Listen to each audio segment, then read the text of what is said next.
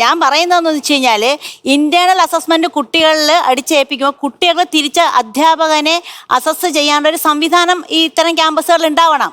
അല്ല അത് സീന ഏത് രീതിയിലാണ് അങ്ങനെ ഒരു സിസ്റ്റം നമുക്ക് കൊണ്ടുവരാൻ പറ്റുക?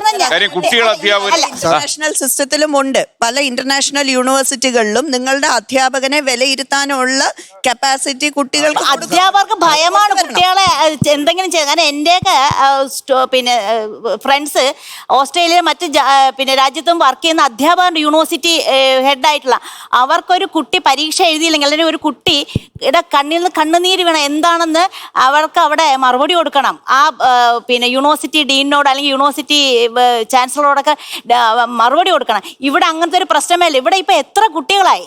ഇപ്പൊ ഈ ഒരു മാനേജ്മെന്റ് എല്ലാ മാനേജ്മെന്റുകളും അമർജ്യോതി നിസ്സാരമല്ല.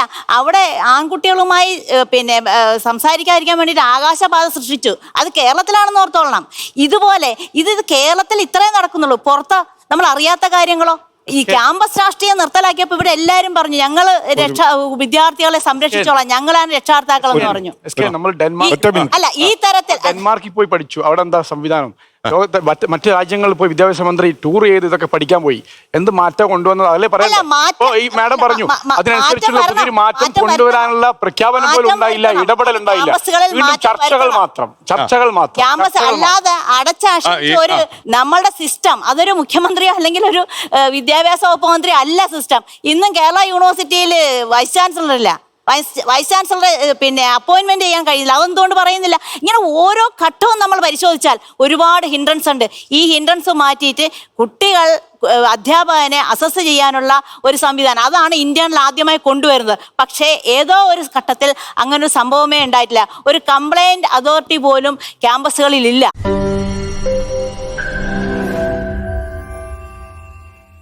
ലോകത്തെവിടെയായാലും ഏത് സമയത്തും 24 വാർത്തകളും ഓഗ്മെന്റഡ് റിയാലിറ്റി പാക്കേജുകളും എക്സ്പ്ലെയിനറുകളും വിശദമായി കാണാൻ ഞങ്ങളുടെ യൂട്യൂബ് ചാനൽ നിങ്ങൾക്ക് സബ്സ്ക്രൈബ് ചെയ്യാം.